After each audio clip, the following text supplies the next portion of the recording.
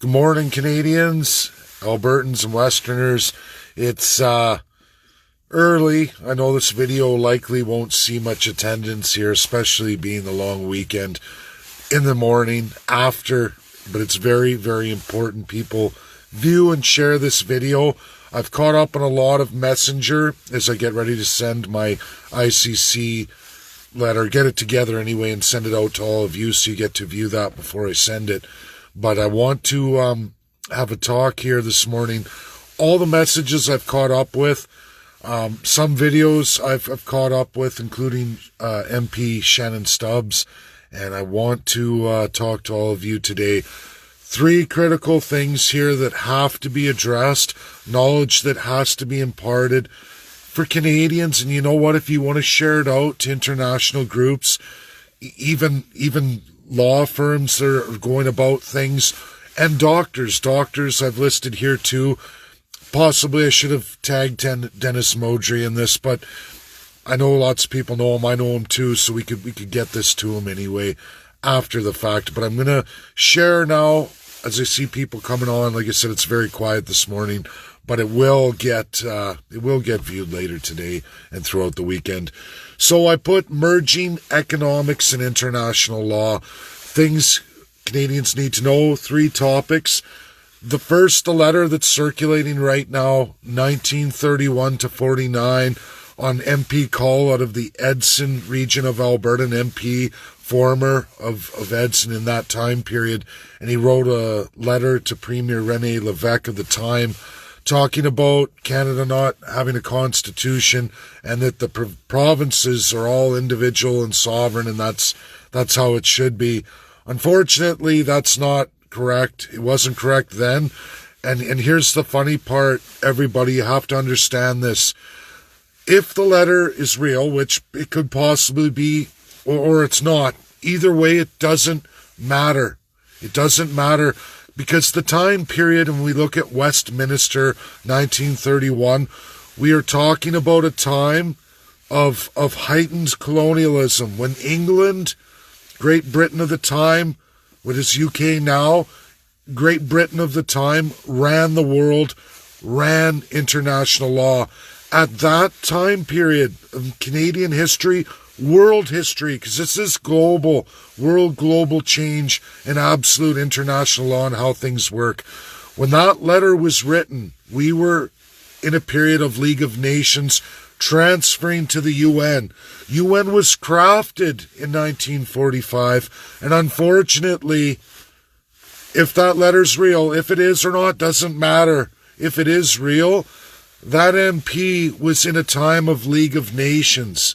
League of Nations international law is not international law as of 1945. Crafted and drafted the World Constitution, Charter of the UN, bound by our allies, including in the process of that drafting, Canada. Now, was it public? No. Privy Council, PM, and absolutely the United Kingdom had absolute oversight over Canada during that period. So MPs were more writing in terms of Canada being a colony of UK traditional sense, and the UK absolutely ran Governor General, ran all the lieutenant governors of the provinces. UK has never codified a constitution. UK runs in what's called small c, and that is the system imparted on Canada. So to say Canada never had a constitution or it's not bound is a falsehood, and it's a false narrative. It's called small c constitutionalism. Canadians, all those in all the groups, you share this out because it's not right. It wasn't right then, and it's definitely not right now, not since post 1948. Now, Canada hasn't changed not a lick, which they should. It's true, none of the provinces, not any of them, have ever codified a constitution. A Charter of Rights, a Bill of Rights is not a constitution. It's just a promissory for the people of the rights that should be protected. But in no way, shape, or form in Canada, through any real big C, do we have any rules of governance Absolutely zero at all for the province's division of powers inherited from our Canadian Constitution, which is real. It was binding then, the 1867, as it is now. The United Kingdom runs on absolute parliamentary constitutionalism, meaning acts and bills. To this day, they're not the only country, but they love, live, and swear by it. I don't agree with that. I don't want that. I don't think a lot of Canadians want that kind of system. Nevertheless, it's what Canada has, with some written codification, but zero rules of governance. The letter that everybody's referring to and trying to say, oh, look, they say it. It's absolutely false. That MP was in error, in a grievous, outrageous error then. It wasn't even right then. And it's absolutely, since 1948, not right now.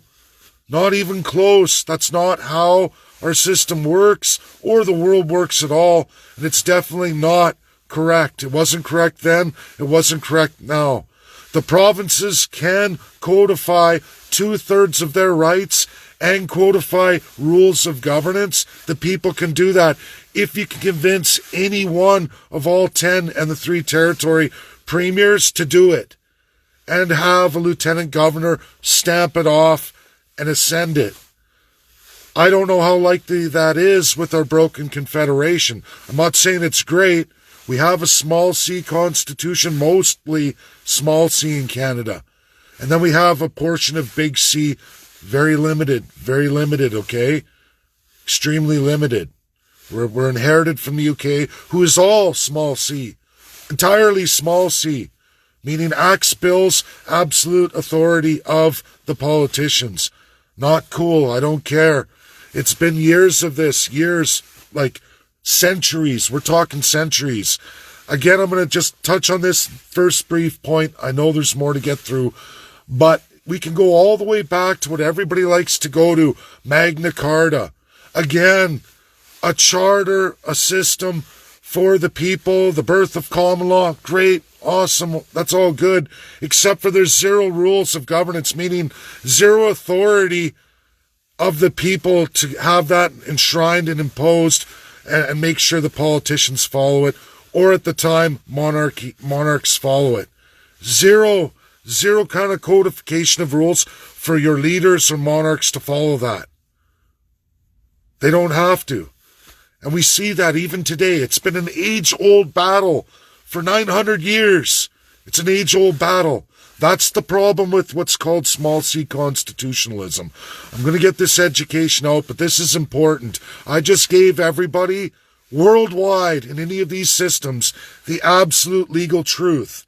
And you will find it with most of the world's greatest legal constitutional experts. Will have to look at this. Right now, just on Twitter, after post my Oxford, another one chimes in, writing about international law, basically telling the USA not to impose its powers the way it does.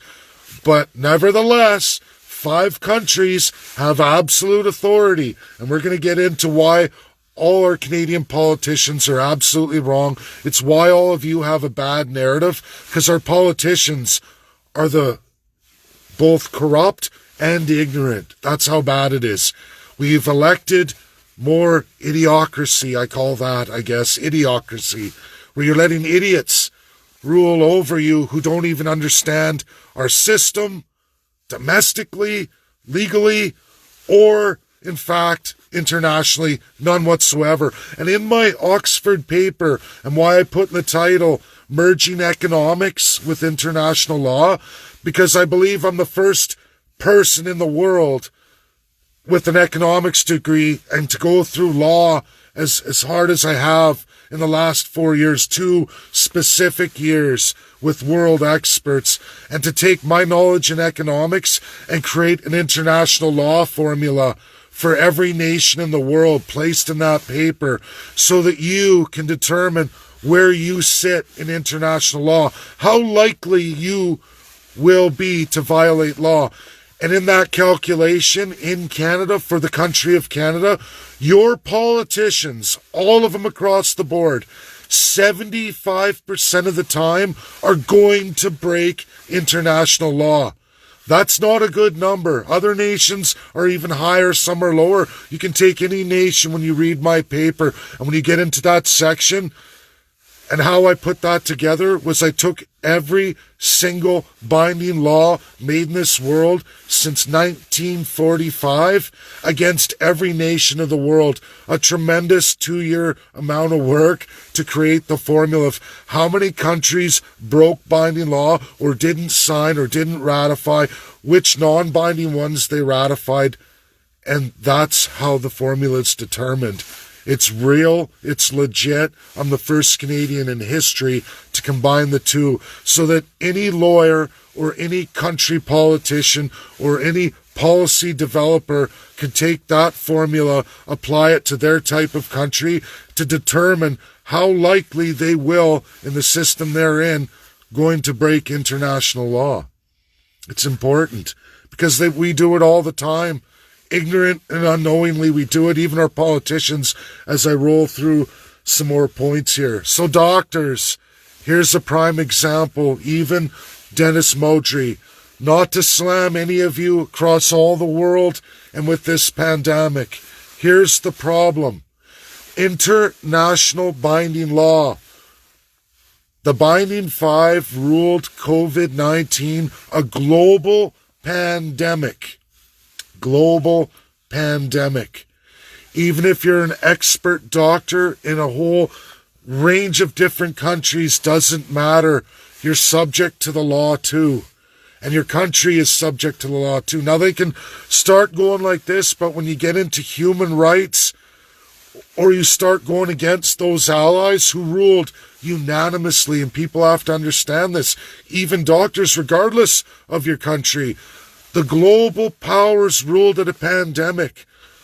Last year, I believe, very latest, May of 2020, they absolutely ruled at a pandemic. It might even be the end of March. From that point, they outlined absolutes that the world was to adopt. Whether they like it or not, countries chose, like they always do, take my formula, Canada, wow. 75% failure rate on binding law, and they did. We saw it with freedom of religion, freedom of movement, deep divides according to those 5 binding powers ruled in the UNSC. This is a global pandemic. Whether we like it or not, that's what they ruled, and there are rules for that. Domestics have certain authorities, but when it gets to human rights, what you're allowed to do, what politicians can suppress, that's the grievous error. That's why I'm going to the ICC. And doctors have to understand that. I get it, you have a medical narrative to get out, but you can't break law either. None of us can, or our country gets subjected to those binding powers, and it hurts us. In trade, in relations, all of it. And you don't know the damage that's done. And this is for Canadians too. So you understand why. Your country screwed up bad. They did. They screwed up bad. That's part of my challenge. I'm not going to get into all the narratives because some are and some aren't. Maybe some are experts, some are not. I don't know. I only stick with what I know is absolute according to international law bound on every nation of the world. And those laws are here. They've been here for a very long time. Whether your government wants to give you that narrative or not, they don't. Which brings me to part 3. And this is absolutely imperative for all gun owners, for gun rights, everybody. Gun rights are the biggest thing here right now in Canada into Bill C-71. Shannon Stubbs goes into it last night. Grievous error, not only domestically in Canada for constitutional law. Canadians understand this. Gun rights activists understand this. The Canadian Constitution and division of powers. Gun rights are a provincial right for provinces. Each province must codify that in a provincial constitution. They don't want to. They haven't codified your property rights, leaving it open for any politician to come up with any narrative they want. Now, federally, if you use your property in a criminal manner, then the government federally can step in, which is what they're trying to do. They've overstepped. It's unconstitutional. Bill C-71. Lawyers are trying to fight it, but they're finding out the very, very hard way. All these groups, CCFR, NRA, all of you are finding out the real impossible situation you're in. Trying to go federally on a provincial right, you've already screwed up. You're going in a narrative if you're trying to challenge to a Supreme Court of the federal government on a federal bill, putting legality in there and criminalizing the right of that property, which is wrong. You should be individual provinces going to each premier. Codify a constitution, how to govern, cement the civil rights, which is guns. It's property. It's a civil right. Maybe different provinces will have different ideas of how that's going to work. The federal government is only limited to deal with you if you had it codified in a civil right of property in the province.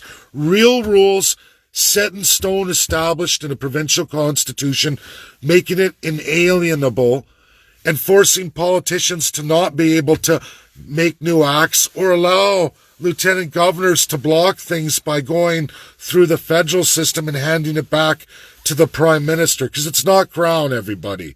People have to wake up. And again, to international law. Colonialism's gone. Hello, Canada. 1952, absolutely. Cemented in international law, 1948.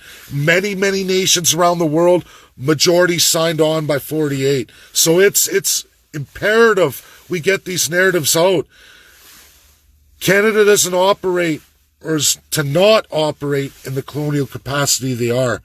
The colonial powers of Lieutenant Governor, Governor General, which impact all our courts, gun right, lawyers, law firms, all of you, this is imperative you understand this. You're dealing with a system of colonial power given to your federal government, overbearing on your premiers through lieutenant governor. They're using a crown power made illegal in this world, been illegal for more than 70 years, and we're still going through it. In 1960, cemented in absolute international law. Convention of Decolonization. Mandatory. No UNSC voted no. Not one. There were several who abstained. In a future date, they could come back. UK could come back and say, you know what? We don't want this. We want colonialism back, and they could unbind it. They could unbind it. They've left that window.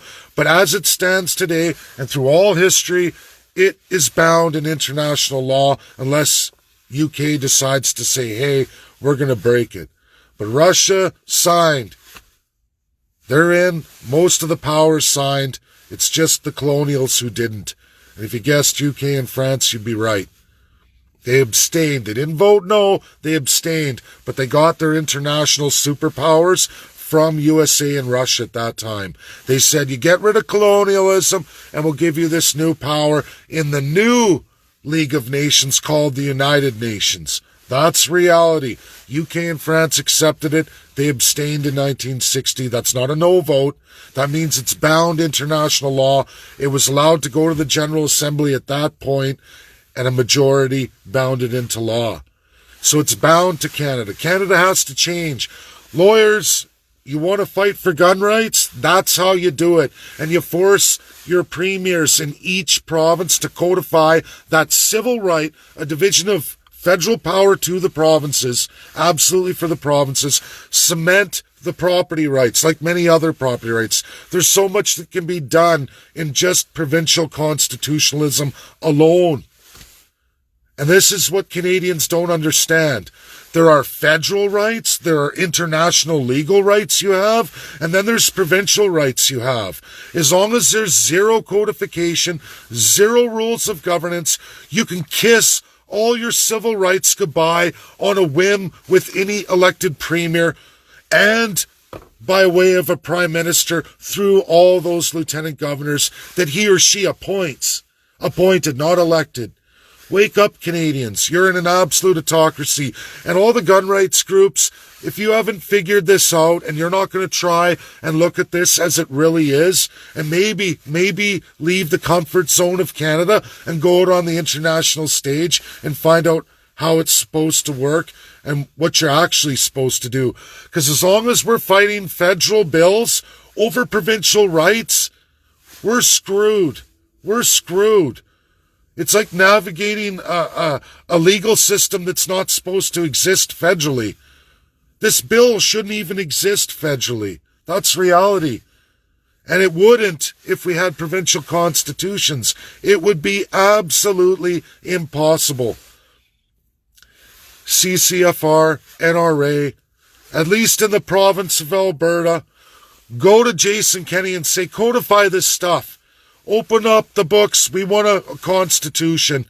Let's go through all property rights. And there are groups and groups and groups and organizations that would be fully welcome to help and develop those laws through all the people of the province, through these forums I wish to proceed with the CCP, Canadian Constitutionalist Party. You'll have the best international lawyers to work with, and I think each individual province, I think they would love to have your groups there involved helping to get this done.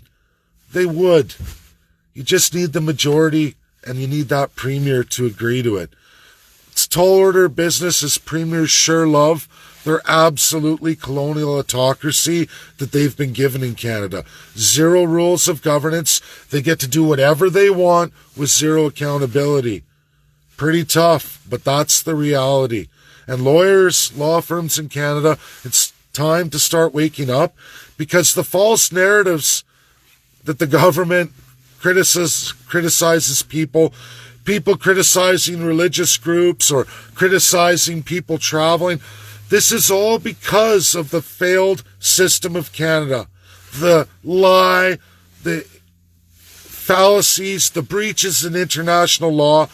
Let's get our country together. You want to talk about get your house in order? All these pathetic parties saying, let's get our house in order. I got an idea. Let's get a provincial constitution before you talk about house in order, because you're in an absolute autocracy. Let's talk about federal dismemberment and redesign of colonial power that is not even legal in this world. Canada is an autocracy that has to change.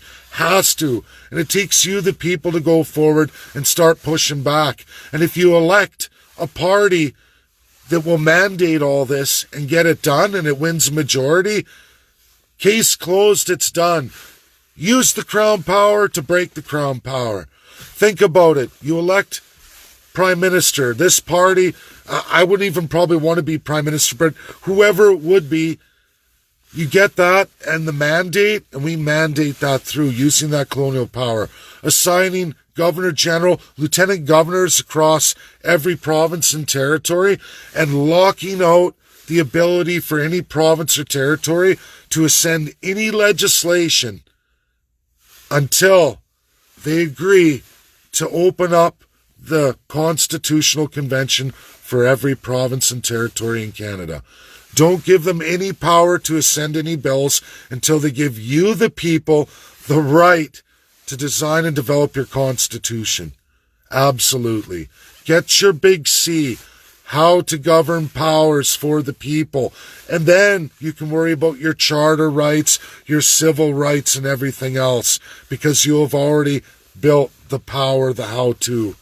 And when the politicians are locked into how to govern, and there's accountability for the people and the systems in place where you have organizations, police forces, military, able to step in when a politician breaks the law.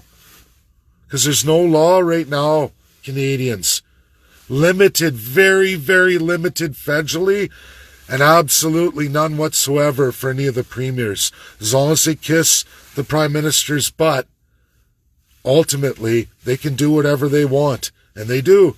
These two orgs, two heads of the same snake, left and right, is an illusion. You're up here, pure autocracy, and you all know it. All of you know it, you just don't know how to articulate it. That's why this video is here this morning, just to go through 3 major bullet points. Again, we're going to go over that. The first was the letter for René Lévesque from Call from 1931 to 49. Absolute error. It was an error then, and it's an absolute error now. Breach in international law and absolute breach of what domestic law here is in Canada, as wrong as that is. Second thing, doctors have no legal authority because the Binding Five have ruled this a pandemic, whether you like it or not. I suggest doctors, medical professionals from all these countries, read my paper, figure out why you're breaking international law all the time, learn the world as it is, not how you want it to be, because you don't have a say. Outside of USA, Russia, China, UK, and France, when they bind something, all 5, that's absolute law, and nobody has any say. And that's what people have to understand. As simple as that term is, when 5 come together, that's absolute. Tough titty for the rest of the world. And in whatever profession you're in, when you start championing things, you have to realize what's legal, what's illegal. And unfortunately, pandemic is what's legal. I didn't make the law, I'm just telling you what it is. So deal with it. That's what I'm doing. I'm dealing with the world as it is, not the way I want it to be, because I have no authority to change it. None of you do. And third thing, gun rights, property rights, provincial constitutionalism. There's international law against colonialism, cemented. I urge all gun rights organizations, CCFR, NRA, the list goes on and on. I suggest you start looking at that, going through the colonial system, pushing premiers, go on that route too. Go to each and every individual premier, demanding codification provincially of your civil right. Get it done, or it's only going to be given to the federal, like this Bill C-71, that has absolutely no business over the provincial jurisdiction of property. Only when that property is used in a criminal manner. And there's the federal government breaking the law. But why? Because none of the premiers are standing up to them. Why? Because they're in cahoots too. They're in league. It's called autocracy through colonialism. Illegal internationally, but still alive and well in Canada. And used specifically for the role of Governor General, all Lieutenant Governors, your Privy Council, and absolutely your appointed Senate, all appointed through colonial power. That's absolutely illegal in this world today.